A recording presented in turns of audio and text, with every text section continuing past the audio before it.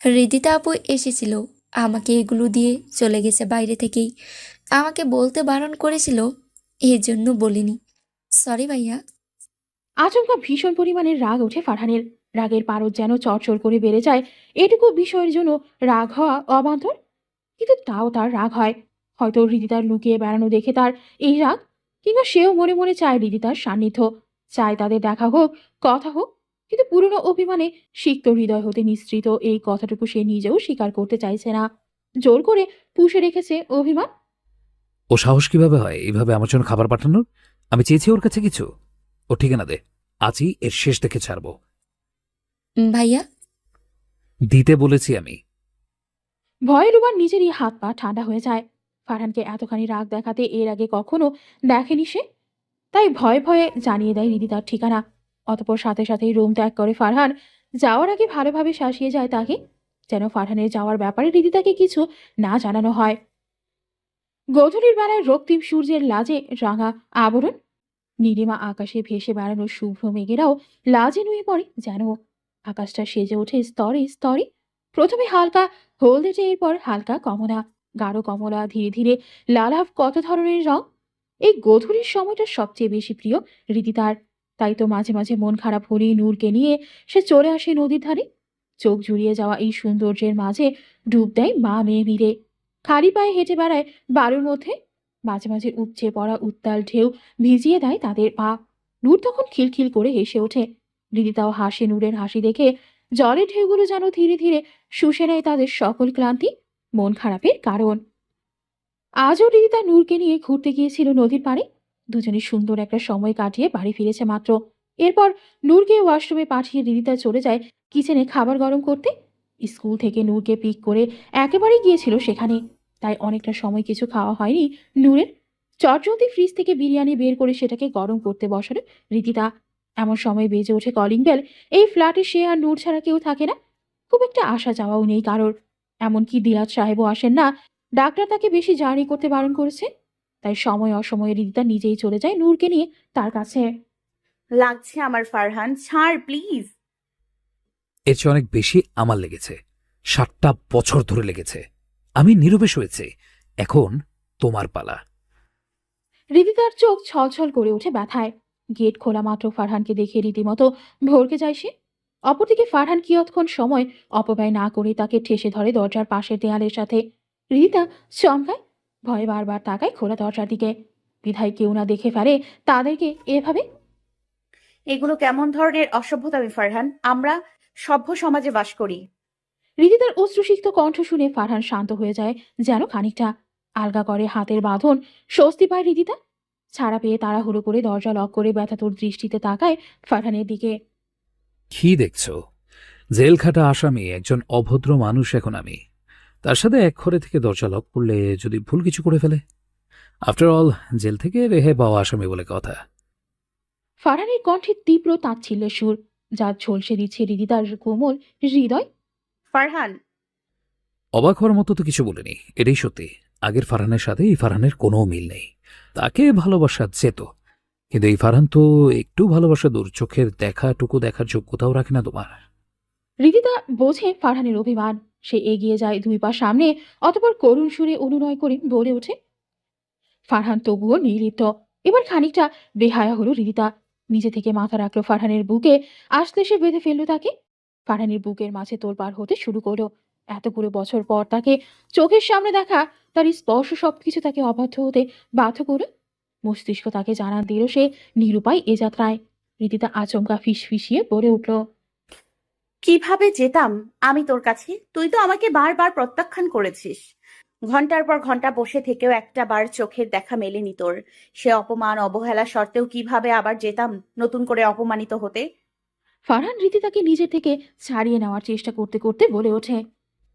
তোমার অবিশ্বাস আমাকে 7টা বছর যে অশান্তিতে ভুগিয়েছে সেটা অপমান না, অবহেলা না।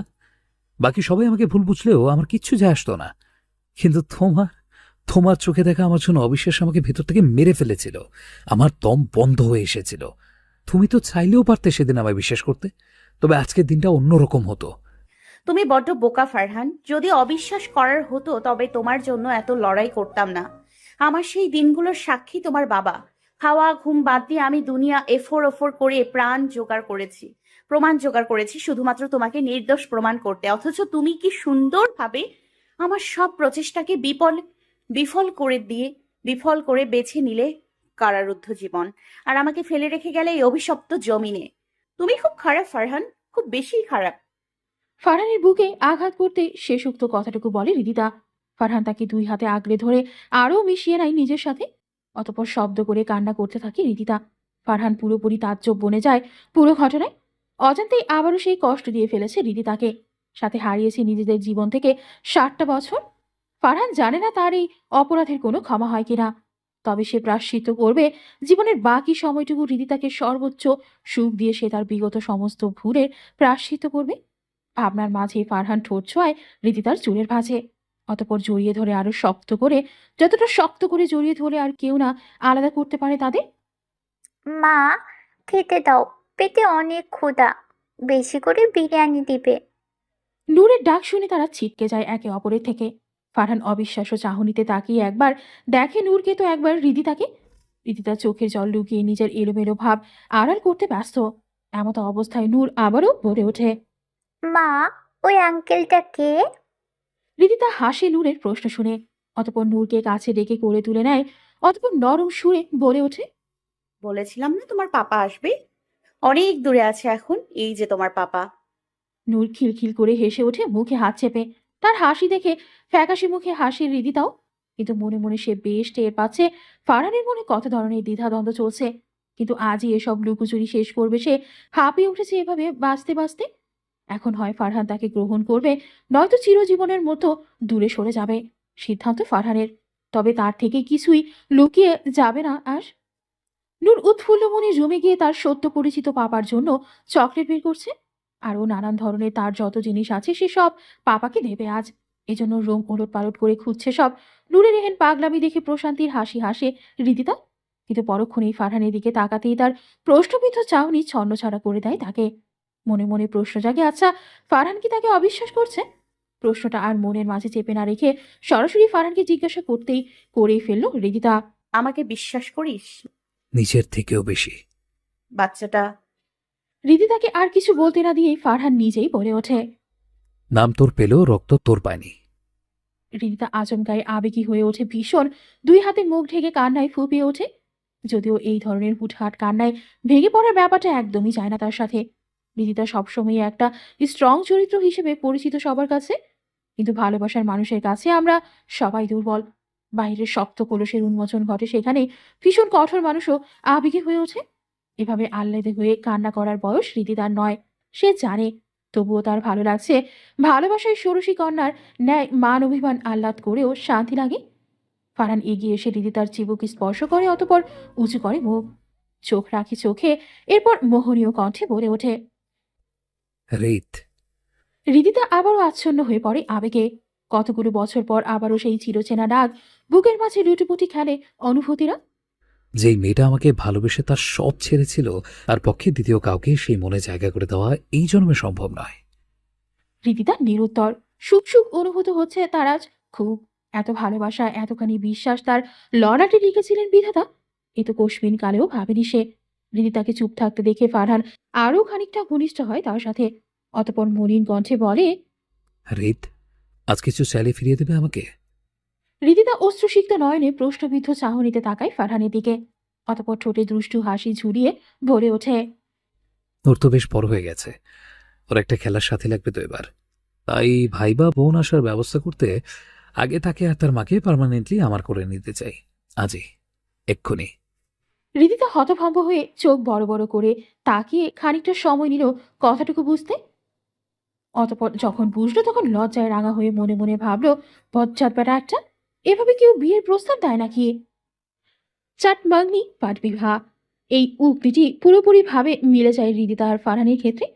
মাত্র কয়েক ঘন্টার ব্যবধানে রিদিতার স্বল্প আসবাবপত্রে ঘেরা শৌখিন ঘরটা জিনিসপত্রে আর লোকজনে গাদাগাদি অবস্থা। রিদিতা শুধু গালে হাত দিয়ে অবাক নয়নে একে একে দেখে যাচ্ছে ফারহানের পাগলামো। সে সাথে যোগ দিয়েছে লুবা ও অপরিচিত কিছু মানুষ। লোকগুলো ব্যস্ত হাতে সামলাচ্ছে ড্রয়িং এরিয়া।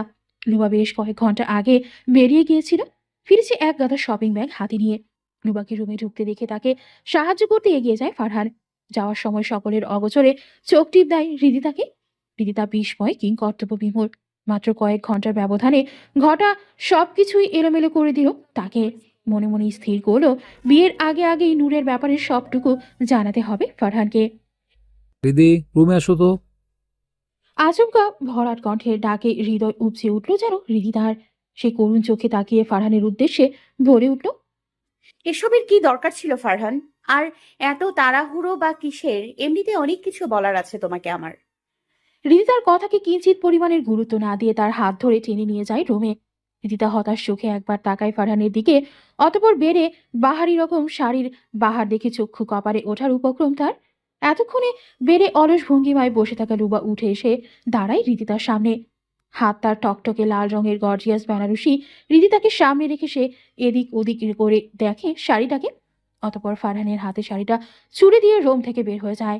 যাওয়ার সময় উকি দিয়ে বলে যায়, তোমার বউকে মানাবে কিনা এবার নিজেই দেখে নাও, আমার কাজ শেষ। ফারহান ঠোঁট কামড়ে হাসে। লুয়া বের হয়ে যেতেই হৃদিতা ক্লান্ত ভঙ্গিতে বেডে ধপাস করে শুয়ে পড়ে। অতপর জড়ানো কণ্ঠে বলে ওঠে, আমার খুব ক্লান্ত লাগছে। এসব বিয়ে টিয়ে আজ আর আমার দ্বারা হবে না। বিয়ে ক্যান্সেল। এটুকু বলেই দুই চোখ খিচে বন্ধ করে ফেলে সে। মনে মনে প্রস্তুতি নেয় ফারহানের একটা ধমকের, কিন্তু তাকে সম্পূর্ণ অবাক করে দিয়ে ফারহান একটা বাক্য উচ্চারণ করল না, বরং বেশ অনেকটা সময় নীরবতায় সে রইল রুমটা। ফারহানের অবস্থান বোঝার জন্য হৃদিতা ধীরে ধীরে চোখ খুলতেই রীতিমতো ভরকে গেল। একেবারে তার মুখের উপর ঝুঁকে রয়েছে ফারহান, দুই হাত দুই পাশে রেখে তাকে ঘিরে ধরা। হৃদিতাকে চোখ খুলতে দেখে ফারহান ধীমে কণ্ঠে ফিসফিসিয়ে বলে ওঠে, বিয়ে ছাড়া বাসর করতে আমার কোনো অসুবিধা নেই। তুমি যেহেতু রাজি, তবে বাইরেটা না সাজিয়ে রুমটা সাজানোর ব্যবস্থা করি আগে। ওয়েট। হৃদিতা চোখ বড় বড় করে তাকিয়ে আচমকা বেশ জোরে ফু দেয় ফারহানের চোখে মুখে। আকস্মিক আক্রমণে চোখ মুখ খিচে বন্ধ করে ফেলে ফারহান। এই সুযোগে তাকে সরিয়ে দৌড়ে রুম থেকে বের হয়ে দরজার কাছে এসে উচ্চ কণ্ঠে বলে ওঠে, এতদিন বিরহে পড়েছিস, এবার হৃদিতার আগুনে পুড়ে ছারখার হওয়ার জন্য রেডি হয়ে যা। হৃদিতা চলে যেতেই দুষ্ট হাসি ফুটে ওঠে ফারহানের মুখে। বুকে হাত দিয়ে ছট করে শুয়ে পড়ে সে বিছানায়। অতপর বিড় বিড় করে বলে ওঠে, এত বেশি জ্বালিও না প্রেয়সী। আমার চলন্ত বুকে হিম তখন তোমাকেই চোকাতে হবে। সময়টা রাতের প্রারম্ভ। ঘড়ির কাঁটায় ৮টা ৩৬। কিছুক্ষণ আগের হুলস্থুল পরিবেশ এখন শান্ত। সাজানোর কাজ শেষ করে লোকজন বেরিয়ে গেছে প্রায় ঘন্টাখানেক আগে। নূরকে সাথে করে নিয়ে বাইরে গিয়েছিল লুবার এক ফ্রেন্ড, তারাও ফিরেছে ইতিমধ্যে। ফারহানের পরনে ধবধবে সাদা পাঞ্জাবি। দিদিতা এখনো রুমে। লুবা বেশ কয়েকবার ডাকাডাকি করেছে, কিন্তু প্রতিবারই সে আসছি বলেও আর আসেনি। কাজী সাহেব বারবার ঘড়ি দেখছেন বিগত ৩০ মিনিট ধরে। মাঝারি আকারের এই ড্রয়িং রুমে এখন মাত্র এই কয়জন লোক উপস্থিত। এই মুহূর্তে বিয়ের ব্যাপারে কাউকে জানাতে চায় না ফারহান। চায় না দাগ লাগুক কৃতিতার বংশ পরিচয় কিংবা তার শিক্ষায়। মায়ের জন্য পাশ্চাত্য আচরণের মধ্যে হলেও বিয়ের পর তিনি নিজেকে পুরোপুরি এদেশের নিয়মে বেঁধে ফেলার চেষ্টা করেছিলেন। সেই সাথে রীতিতাকেও সুশিক্ষা দিয়েছেন। পাশ্চাত্য সংস্কৃতি ছিটে ফোটাও তার মাঝে নেই। তবুও ফারহান চায় না কেউ আঙুল তুলুক তার দিকে। আবার এতগুলো বছরের অপেক্ষার অধৈর্য সে চাইছে হৃদিতার সান্নিধ্য। একলা ফ্ল্যাটে আসা যাওয়া করা এক বেনামি সম্পর্কের ছেলেকে দেখে সমাজ নানানভাবে আঙুল তুলবে তার দিকে। সেই সাথে সূত্রপাত হবে নূরের জন্ম পরিচয় নিয়ে সংশয়। এসব কিছু এড়াতে তাদের পবিত্র বন্ধনে আবদ্ধ হওয়া প্রয়োজন। পরে না হয় বড় করে আনুষ্ঠানিকভাবে সবকিছু করা যাবে। হৃদিতা লাজুক হেসে এই নিয়ে ২০ বার তাকালো আয়নার দিকে। ধবধবে ফর্সা গায়ে লাল রঙের মিশেলে কেমন যেন দুধে আলতা প্রতিচ্ছবি সৃষ্টি হচ্ছে। বড্ড বেশি মোহনীয় আবেদনময়ী লাগছে তাকে। লজ্জায় তাকাতে পারছে না নিজের দিকেই। অস্বস্তিকর ভালো লাগার শীতল বাতাস ছুঁয়ে যাচ্ছে দেহমন জুড়ে। ভারী হয়ে উঠছে নিঃশ্বাস। ফারহান তার দিকে কিভাবে তাকাবে সে যেন এখনই হতেই আজ করতে পারছে। এই কারণেই বারংবার মিলিয়ে যাচ্ছে লজ্জায়। কাঁপছে, ধরছে শাড়ির আঁচল। হৃদিতা ধীর পায়ে বের হলো রুম থেকে। লুবা তাকে ধীরে বসিয়ে দিল সোফায় ফারহানের পাশে। তাদের মুখোমুখি সোফাতে বসে আছেন কাজী সাহেব। এতক্ষণে বিরক্তিতে এখন তার বর পড়েছে। তার একগাল হেসে তিনি একটা কাগজ এগিয়ে দেন তাদের দিকে সই করার জন্য। ফারহান অকপটে দ্রুত কলম চালিয়ে সই করে দিল, কিন্তু হৃদিতা পারল না। সময় নিল সে নিজেকে ধাতস্থ করার। সময় নিল এই বিশেষ একটি দিনে বাবা মায়ের অনুপস্থিতি অনুভবে। অতপর সই করার সাথে সাথে এক ফোঁটা জল গড়িয়ে পড়ল তার কোলে। ইসলামিক ও আইনি দুইভাবেই সম্পন্ন হলো বিয়ে। কবুল বলার আগের মুহূর্তেই নূরকে নিজের কোলে তুলে নেয় ফারহান। অতঃপর ৩ কবুল বলে গ্রহণ করে হৃদিতাকে। হৃদিতার ঠোঁট ভেঙে আসে এই সময়, তবে চাইলেও সব পরিস্থিতিতে কাঁদা যায় না। শব্দহীন খানিকটা সময় ফোপানোর পর হৃদিতাও ৩ কবুল বলে আজীবনের মতো গ্রহণ করে ফেলল ফারহানকে। ছোট নূর কি বুঝলো কে জানে। ফারহানের কোল থেকে উঠে সে টুপ করে একটা চুমু খেলো হৃদিতার গালে। হৃদিতা হাসলো, সেই সাথে হাসলো তার চোখ মুখে। নূরের শরীরে তোমার বংশের রক্ত রয়েছে ফারহান। হৃদিতার কথা শুনে চমকপ্রদ দৃষ্টি নিক্ষেপ করে তার দিকে তাকায় ফারহান। চোখে মুখে অবিশ্বাসের রেশ, হাজারো জিজ্ঞাসা। নিয়ম অনুযায়ী আজ তাদের বাসরাত। সদ্য বিবাহিতা দুজন কপতিকে খানিকটা সময় একান্তে কাটানোর সুযোগ করে দিতেই লোবা নূরকে সাথে করে নিয়ে গেছে বাড়িতে। প্রাথমিকভাবে হৃদিতা আপত্তি করলেও নূরের উচ্ছ্বাস দেখে পরিশেষে রাজি হয়ে যায় সেও। অতঃপর হৃদিতাকে ঘরে বসিয়ে একে একে বের হয়ে গিয়ে যায় বাকিরা নিজেদের গন্তব্যে। ড্রয়িং রুমে শুধু একা বিয়ের থাকে ফারহান, যার ঠোঁটের কোণে ঘেঁষে উপচে পড়া প্রাপ্তির হাসি। বাসর ঘরে প্রবেশ করে ফারহান হৃদিতাকে আবিষ্কার করে ব্যালকনিতে। সেখানে রেলিংয়ে মাথা ঠেকিয়ে দাঁড়িয়ে আছে সে। ফারহান নিঃশব্দে এসে দাঁড়ায় তার পেছনে। অতঃপর হৃদিতার কাঁধে থুতনি রেখে ফিসফিসিয়ে বলে ওঠে, মিসেস ফারহানের মনের আকাশে আজ মেঘ কেন?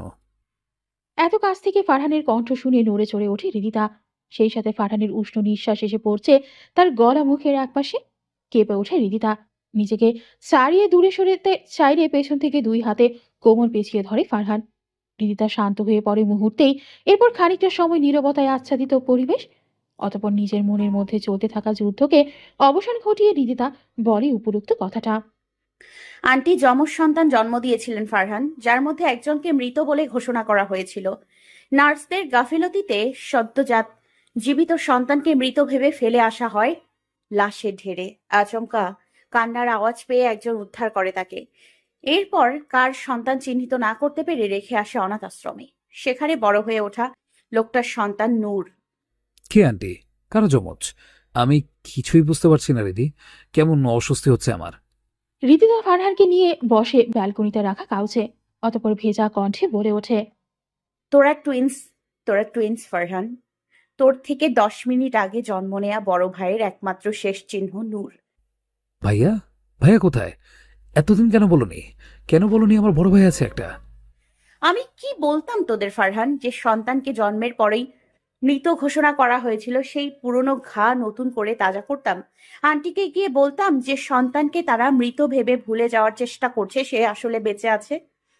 কিন্তু এখন আর নেই। নতুন করে তার মৃত্যুর সংবাদে পুরনো ব্যথাদের জাগিয়ে দিয়ে আসলাম। বছর 3 আগে রোড অ্যাক্সিডেন্ট করে স্পট ডেড হয় ভাইয়া আর তার স্ত্রীর। নূর ব্যাক সিটে থাকায় কোনো রকম বেঁচে যায়। এরপর ধীরে ধীরে নূরকে খুঁজে পাওয়ার ঘটনার সবকিছু খুলে বলতে থাকে হৃদিতা ফারহানকে। ফারহান চমকে ওঠে। হৃৎপিণ্ড তার রীতিমতো কাঁপছে। হৃদিতা ফারহানের মাথা টেনে নেয় বুকে, আদুরে স্পর্শে আঙুল চালায় চুলের মাঝে। অতঃপর নরম কণ্ঠে বলে ওঠে, এভাবে ভেঙে পড়লে কিভাবে চলবে ফারহান? প্লিজ শান্ত হ। অতীত নিয়ে ভাবতে গেলে বর্তমান ভবিষ্যৎ সব শেষ হয়ে যাবে। যা হয়ে গেছে তা তো ফেরাতে পারবো না, তাই না? হৃদিতার আদুরি স্পর্শ আর আহ্লাদ মাখা কণ্ঠে ফারহান হয়ে ওঠে ব্যাপরুয়া। 2 হাতে শক্ত করে জড়িয়ে ধরে হৃদিতার কোমর। অতঃপর চুপটি করে মাথা এলিয়ে শুয়ে থাকে হৃদিতার বুকে। একটা টুস শব্দও করে না। হৃদিতা বুঝতে পারে ফারহান কাছে তাকে কান্নার সুযোগ দেয় সে। বারান্দায় রাখা কাউচে বসে আছে দুজন সদ্য বিবাহিতা দম্পতি, যাদের মন চলছে নানান ঝড়। ফারহান একসাথে এতখানি ধাক্কা পেয়ে হিমশিম খাচ্ছে।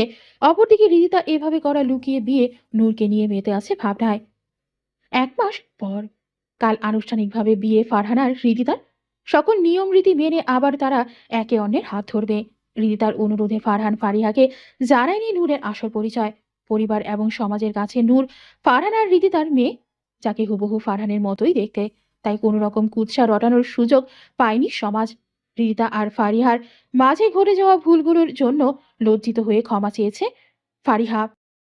হৃদিতাও আর অভিমান পুঞ্জীভূত না করে হাসি মুখে জড়িয়ে ধরেছে তাকে। 2 পরিবারের ভুল বোঝাবুঝি মিটেছে অবশেষে। তারা ব্যস্ত দুজনের হাত একেবারের জন্য এক করে ফেলতে। আজ হলুদের রাত। সাজসজ্জায় হৃদিতাদের বাড়িটা কোনো এক রাজমহলের মতো লাগছে। সেই রাজমহলের একমাত্র রাজকুমারীকেও কোনো অংশে কম লাগছে না। ফর্সা তোকে লেপ্টে থাকা হলুদ শাড়ি আর কাঁচা ফুলের গহনায় চোখ ধাঁধানো সুন্দরী লাগছে। ছোট নূরকেও সাজানো হয়েছে একই সাজে। ফাঁকা বাড়িটা আজ আত্মীয় স্বজনে ভরপুর। এলাহি আয়োজনের কোনো রূপ কমতি রাখেননি দিলাত সাহেব। হলুদ অনুষ্ঠান প্রায় শেষের দিকে। হৃদিতার গায়ে মুখে হলুদ লেপটে নানান খুনসুটি হাসি তামাশা শেষে রুমে এসেছে ফ্রেশ হতে। গায়ে হাতে হলুদ লেগে থাকায় দরজা লক না করেই সে ঢুকে পড়ে ওয়াশরুমে। হলুদগুলো ক্লিন করে এরপর চেঞ্জ করবে রুমে এসে। রাত তখন 12র কাঁটা ছড়িয়ে বহুদূরে। হলুদের দাগ উঠতেই চাইছিল না মুখ থেকে। সময় নিয়ে সেগুলো ক্লিন করে রুমে ঢোকে হৃদিতা, কিন্তু দরজার দিকে তাকাতেই সহসাই অবাক হয়ে যায়। যাওয়ার সময় তো ভেতর থেকে দরজা লক করেনি সে, তবে দরজা লক করলো কে? ভাবনার মাঝে তাওয়াল নিয়ে বেড়ে বসতেই আচমকা চাদরে ঢাকা কেউ তাকে জড়িয়ে ধরে পেছন থেকে। ভয় পেয়ে চিৎকার দিতে গেলে আগন্তুক হুঁশিয়ারি জারি করে বলে ওঠে, শ্শ্, চুপ, একদম চুপ। কতদিন বুকে কাছে পাই না? মুখে একটা আওয়াজ বেরোলে কামড়ে নেব একদম। কি তো দাঁতে ধার দে আজ ভালো করে, দেখি কালকে কত কামড়াতে পারো। হৃদিতার মুখে আজও তুই ডাক শুনে রীতিমতো ঝাঁঝিয়ে ওঠে ফারহান। অতপর শাসানোর সুরে বলে ওঠে, আর একবার তুই ডাকলে তোমাকে আস্ত রাখবো না, বেরিয়ে দে। হৃদিতা ডোন্ট কেয়ার ভাব নিয়ে বেড থেকে উঠে গিয়ে আয়নার সামনে দাঁড়ায়। অতপর হাস্য কৌতুক করে বলে ওঠে, লবণ মরিচ দিয়ে খাবি নাকি লবণ ছাড়া? ফারহান ক্রুর হেসে এসে দাঁড়ায় হৃদিতার পেছনে। অতপর একটানে তাকে সামনে ঘুরিয়ে টুপ করে চুমু খায় ঠোঁটে। যতবার তুই ডাকবে ততবার এইভাবে খাবো। লবণ মরিচ লাগবে না, এটা এমনিতে অত্যাধিক মিষ্টি। রোজ রোজ খেলে ডায়াবেটিস নিশ্চিত। ফারহান ভালো হচ্ছে না কিন্তু। তুই এমন লুচ্চামি করতে জানিস, আগে তো জানা ছিল না। এর আগে রোমান্টিকতা বলে তুমি তো দেখি কিছুই জানো না, সব হাতে ধরে শেখাতে হবে। কতটুকু শেষ করে আবারও টুপ করে ঠোঁট ছোঁয়ালো হৃদিতার ঠোঁটে। হৃদিতা বাম হাতে আঁকড়ে ধরল ফারহানের শার্টের গলার। এরপর ডান হাত উঁচিয়ে আড়াল করলো ফারহানের চোখ। অতপর নিজেই ঠোঁট ছোঁয়ালো বাহানার কামড় বসালো ফারহানের নিচে ঠোঁটে। ব্যথাতুর শব্দ করে ছিটকে দূরে সরে গেল ফারহান। হৃদিতা পেটে হাত দিয়ে খিলখিল করে হাসতে হাসতে শুয়ে পড়ে বেড়ে। হাসি যেন থামছে না তার। ফারহান নিজের ব্যথা ভুলে এক দৃষ্টিতে তাকিয়ে থাকলো হৃদিতার দিকে। হাসতে হাসতে বেড়ে গড়াগড়ি খাচ্ছে হৃদিতা। অসাবধানে উন্মুক্ত হয়ে যায় পেটের অনেকখানি অংশ। কাঁচা হলুদ রঙের শাড়ি সরে গিয়ে ধবধবে ফর্সা ত্বকে একেবারে উন্মুক্ত। ফারহান মন্ত্রমুগ্ধের মতো তাকিয়ে থাকলো। ঘোর লেগে গেল তার যেন। উত্তেজনা ধরা দিল শরীরে। নিষিদ্ধ সব ইচ্ছেগুলো মাথা চড়া দিয়ে উঠল। ড্রেসিং টেবিলে রাখা হলুদের বাটি হতে খানিকটা হলুদ হাতে নিয়ে কোনো এক অদৃশ্য টানে সে এগিয়ে গেল শুধু। আচমকা পেটে শীতল কিছু অনুভব হতেই চমকে উঠল হৃদিতা। শরীর জুড়ে বয়ে গেল শিরশিরে অনুভূতি। উত্তেজনায় শিহরণে বিছানার চাদর খামচে ধরল সে।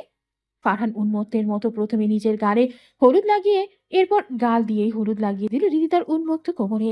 কেঁপে উঠল হৃদিতা। পেটের নরম চামড়ায় ফারহানের খোঁচা খোঁচা দাড়ির স্পর্শে অসহ্য রকম ব্যথাতুর ভালো লাগার সাথে পরিচিত হলো, যা এর আগে কখনো হয়নি তার। ফারহানকে এতখানি উন্মাদ হতেও এর আগে কখনো দেখেনি হৃদিতা। বিয়ে নামক পবিত্র বন্ধনে আবদ্ধ হওয়ার পর থেকেই ফারহান হয়ে উঠেছে চরম রকমের প্রেমিক পুরুষ। কোমর থেকে মুখ তুলে ফারহান সরাসরি তাকায় হৃদিতার চোখে। চোখ বন্ধ করে জোরে জোরে শ্বাস নিচ্ছে সে। ঠোঁট কামড়ে হাসে ফারহান। অতপর উঠে এসে মুখোমুখি হয় হৃদিতার। এরপর একইভাবে নিজের গালের সাথে হৃদিতার গাল স্পর্শ করিয়ে লাগিয়ে দেয় অবশিষ্ট হলুদটুকু। উত্তেজনায় হৃদিতা আঁকড়ে ধরে ফারহানের গলা। ফারহান চোখ বন্ধ করে অনেকটা সময় নিয়ে ঠোঁট ছোঁয়ায় হৃদিতার কপালে। মুচকি হাসে হৃদিতা, মুখ লুকায় ফারহানের বুকে।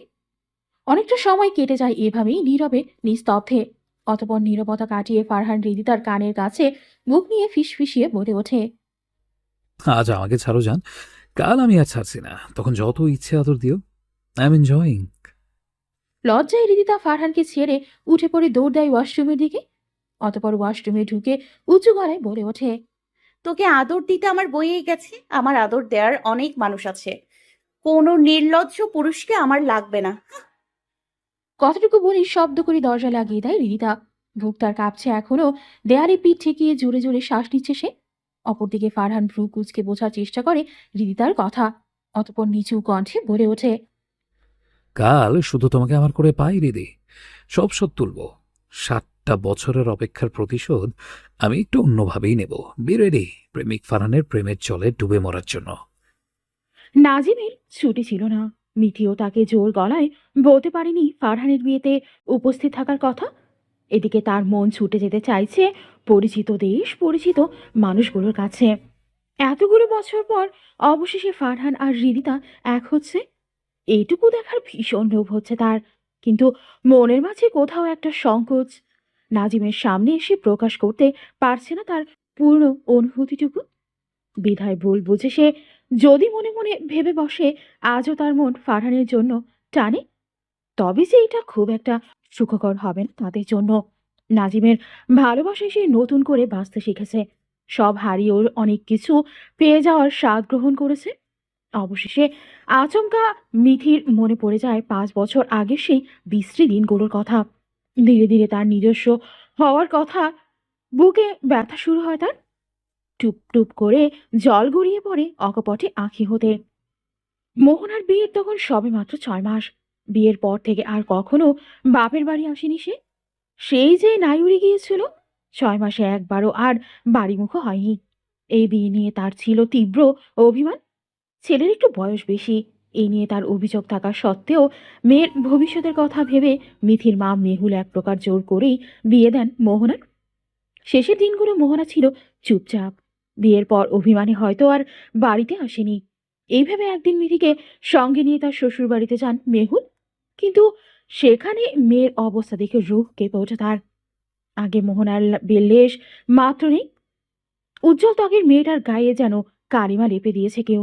উচ্চবিত্ত পরিবারে এসে মেয়েটা তার সুখে আরো ফুলে ফেঁপে উঠবে ভেবেই তো তিনি এই বিয়েটা দিয়েছিলেন। কিন্তু মেয়ের এ কি হাল! মেহুল মোহনাকে অনেক অনুরোধ করেন তাদের সঙ্গে ফিরে যাওয়ার জন্য, কিন্তু মোহনা সরাসরি জবাব দেয়, বিয়ে দিয়ে মেয়েকে ঘাট থেকে নামিয়েছো মা, এখন এইটা আমার বাড়ি। লাশ হয়ে বের হলেও এই বাড়ি থেকেই বের হব। এই বাড়ির জন্য আমি সেদিনই মরে গিয়েছিলাম, যেদিন জোর করে ওই বিয়েটা করিয়েছিলে। মেহুল হু হু করে কেঁদে মেয়েকে অনেক অনুরোধ করা সত্ত্বেও সে তার সিদ্ধান্তে অনড়।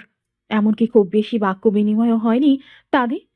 বিধির আজও মনে পড়ে মোহনা সেদিন কিছু একটা লুকানোর চেষ্টা করছিল, যেন কেউ তার উপর নজরদারি করছে। এজন্য বারবার আশেপাশে জানালা দরজার দিকে তাকাচ্ছিল। কিন্তু সেদিন আসল ঘটনা না বুঝলেও আজ মিথি সবটুকু বোঝে। 5 দিন পর খবর আসে মোহনার মৃত্যুর। সে আত্মহত্যা করেছে। ভোর রাতে তার লাশ পাওয়া গেছে ঝুলন্ত অবস্থায়। এর কারণ অজানা সকলের কাছেই। বাকি সকলে এই ঘটনাকে সত্যি মনে করলেও মিথির মনে চলতে থাকে সন্দেহ। এটা কি আদৌ আত্মহত্যা নাকি মার্ডার? এসব প্রশ্নের জবাব একমাত্র একজন মানুষই দিতে পারবে। মিথি বাড়ি ভর্তি মানুষের সামনে ধীর কদমে এগিয়ে যায় অনিলের দিকে। সম্পর্ককে সে তার বোনের স্বামী। কিন্তু এই মুহূর্তে মিথির কোনো হুঁশ নেই। বাড়ি ভর্তি মানুষের সামনে সে ঠাস করে একটা চর বসায় অনিলের গালে। অনিল রাগে অপমানে লজ্জায় চোখ গরম করে তাকায় তার দিকে। কিন্তু মিথিও আজ দমে যাওয়ার পাত্রী নয়। সে হুঙ্কার দিয়ে বলে ওঠে, কেন মারলেন আমার ফুটফুটে বোনটাকে? এটুকু শুনেই কেন নরম হয়ে গেল অনিল। আশেপাশের লোকজনের দিকে চোরা দৃষ্টিপাত করে আলতো করে হাত রাখলো মিথির কাঁধে। অতপর নরম স্বরে বলে উঠল, শেষের কথাটুকুতে লেগে থাকা তাচ্ছিল্যের তীর বুকে এসে বিঁধল মিথির।